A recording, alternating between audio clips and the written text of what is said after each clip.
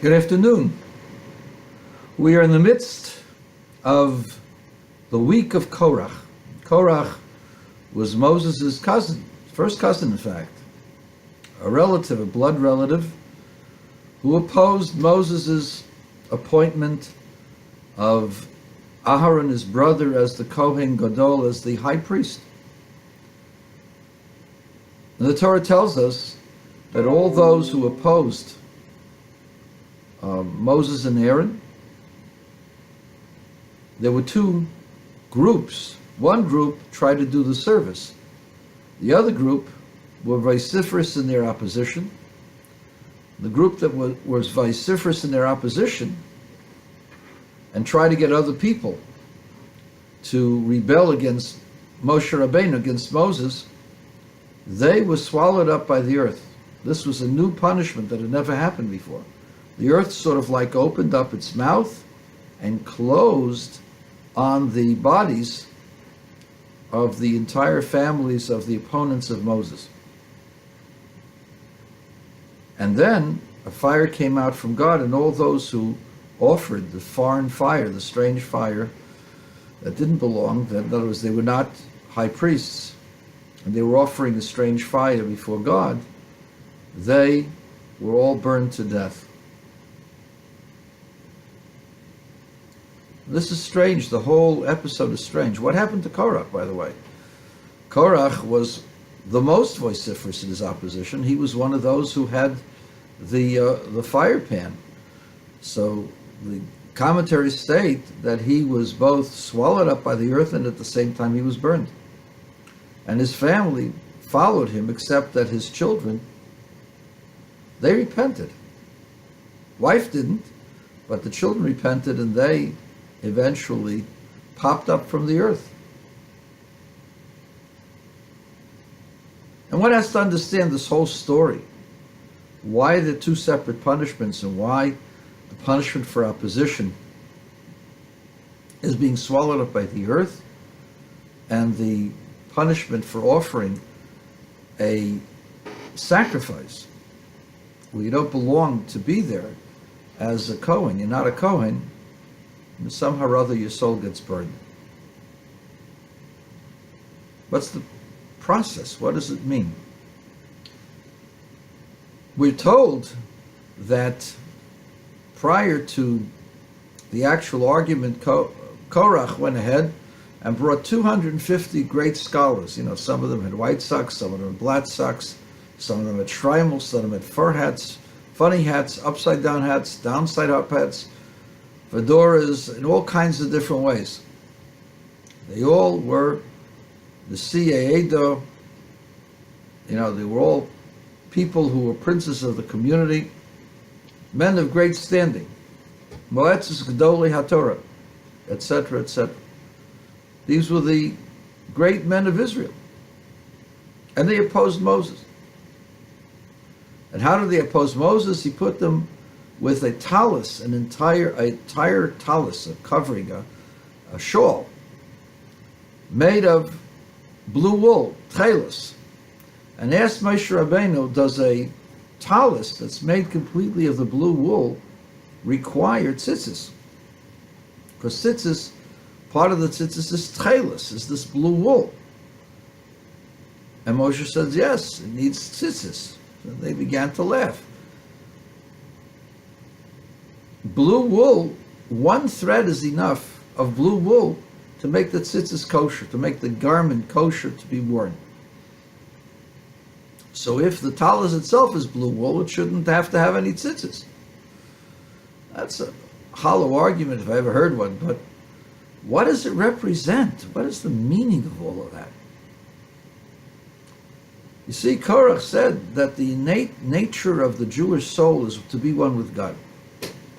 Differences come in small matters, but at the core, the essence of the soul is pure blue thread, pure blue wool. It is like the talus. The talus is all-encompassing, that there exists an all-encompassing light. And this all-encompassing light doesn't need to have tzitzis on it. if it's the right color, if it has the right message. Because it says that the tzitzis are meant to serve as a reminder of God. You look at the tzitzis, you remind yourself of the color of the tzitzis, the color of the tchelis is blue, just like the ocean. The ocean is as blue, almost as blue as the heaven. Heaven is almost as blue, as pretty as the rakia, the heavenly throne upon which God rests, supposedly. And therefore, by looking at the tzitzis, you remind yourself of the heavenly throne. Well, it's kind of convoluted also. What's the need for tzitzis? What's the need for having something look like something that looks like something, looks like something, which is the heavenly throne? Okay. Why this whole order of things? So the answer is as follows. The whole idea of the talus represents that which wraps the person around completely, envelops the person. That's symbolic of God's infinite light. They call, Kabbalists call it the light. It's the infinite light of God, or Ein Sof. The infinite transcendent light of God transcends everything. It's bigger than anything. It and encompasses everything. And the talus represents this incredible light of God that transcends. Tzitzis is symbolic of the light of God that comes within limitations, within boundaries. And it's similar to the structure or the development of the soul. The soul comes through a thin line, just like a single string, a thin line of godliness that comes from the transcendent, all-encompassing soul that surrounds the person. And into your brain comes a ray of light, a thin pencil, not even pencil thin, tiny, thin ray of light comes into your brain, provided you have one. But if you have one, there's a thin pencil thin ray of light that enters your brain, and from that it expands and enters the rest of the body. But a pencil thin ray of light represents the wisdom of God.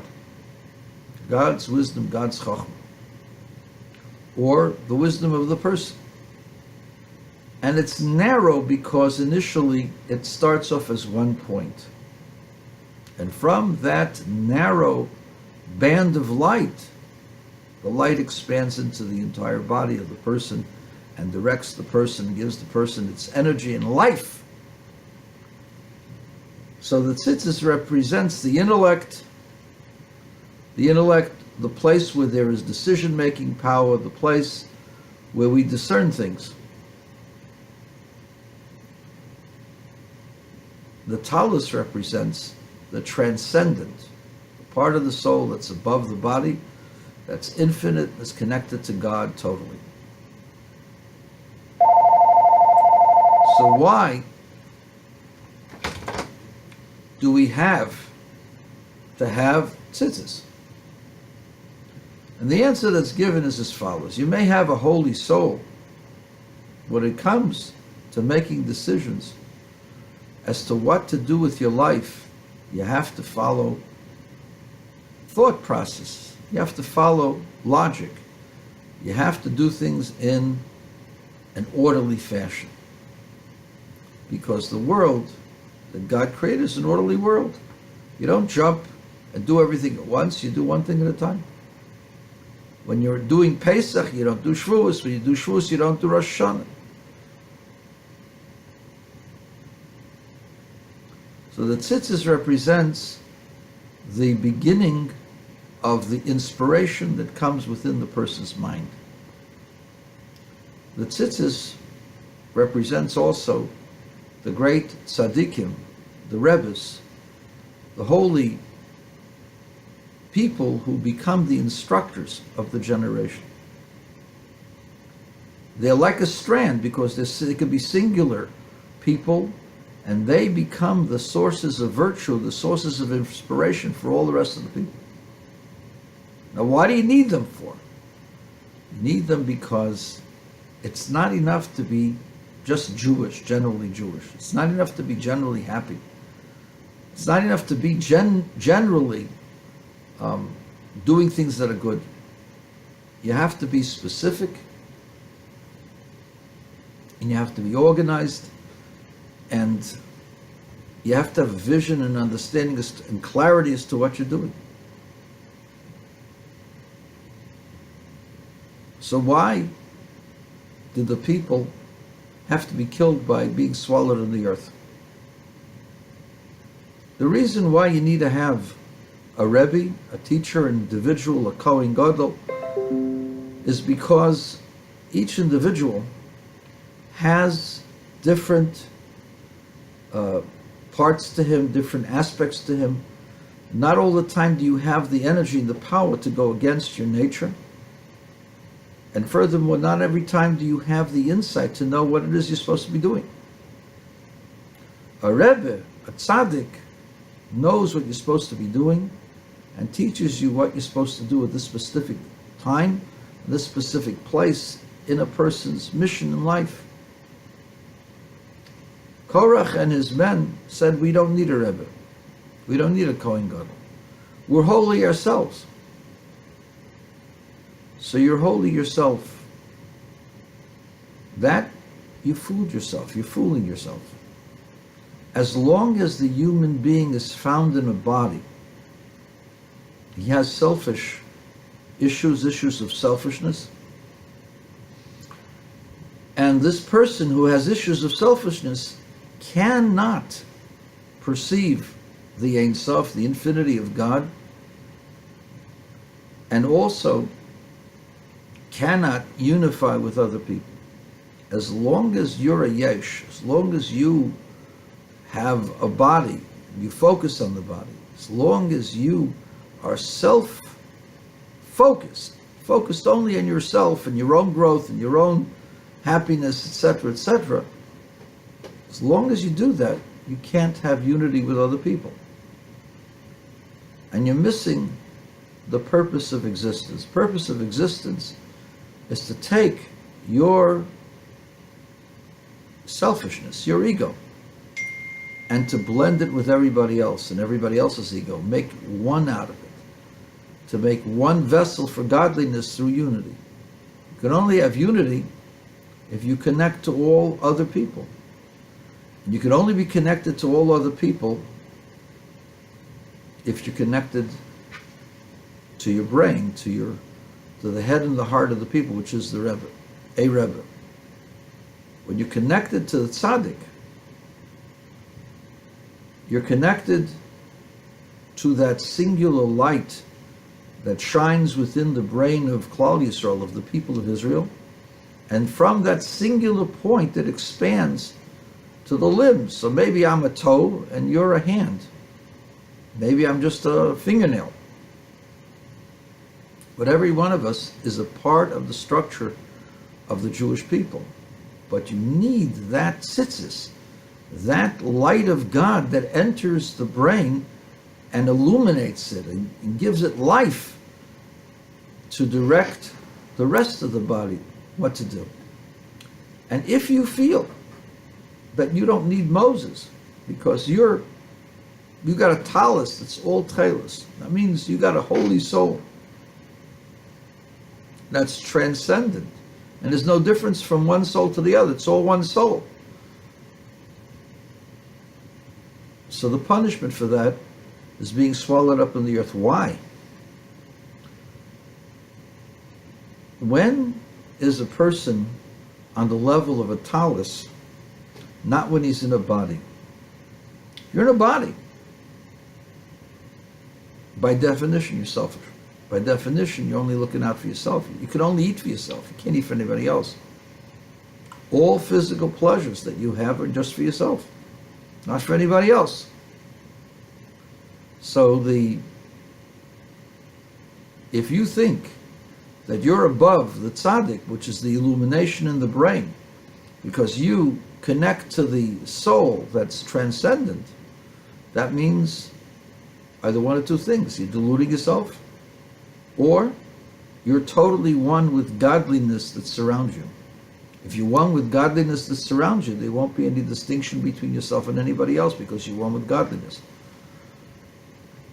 But that's not what happens when you're in a body. So being swallowed up alive is showing the person that the person is deluded, that the person is deluding himself, that he's not really a spiritual entity. He's not really totally involved in the transcendency of God. He's only really involved in himself.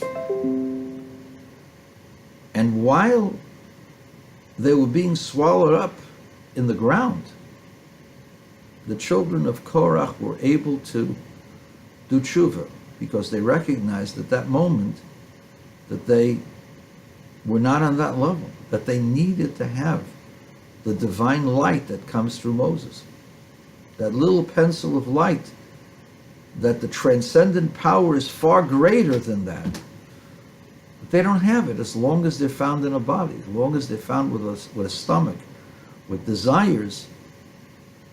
They can't feel that oneness with God. The only way to do that is by Moses. The reason why the 250 men, they were burnt to a crisp, is because they went to do something that they had no connection with. When you try to go beyond the limits of your soul, you'll either go out of your mind, or you will be broken internally. You'll have a descent. And a person who tries to be beyond himself, the soul, is burnt up in an enthusiasm that he can't contain. And so those people who offered the Ketores, they had an enthusiasm. They had a love for God, but it was too powerful a love. And they got burnt in that process. They burned out. The idea behind it is this was an overwhelming love that they could not sustain. And that's what happened to Korach. He tried reaching the transcendency. He tried reaching a love that he couldn't reach. Both things happened. Number one, his soul expired in a flame, in a burning flame, because he was going for something, trying for something that was beyond himself, and his soul longed for that, but burned out in the process. That's the fire. And the body was crushed because he thought that he was involved in the soul in the highest transcendent levels, and he did not need to have any singular instruction from step to step. And so therefore he also found himself in the earth that was showing him that he was still a material thing that still was taking up space, and as such wasn't truly involved in transcendency, in spirituality. He could have changed his mind at that last moment, but he was so convinced that he was right, he refused. But the children of Korach recognized that they needed to have a teacher, and it wasn't their father, it wasn't them.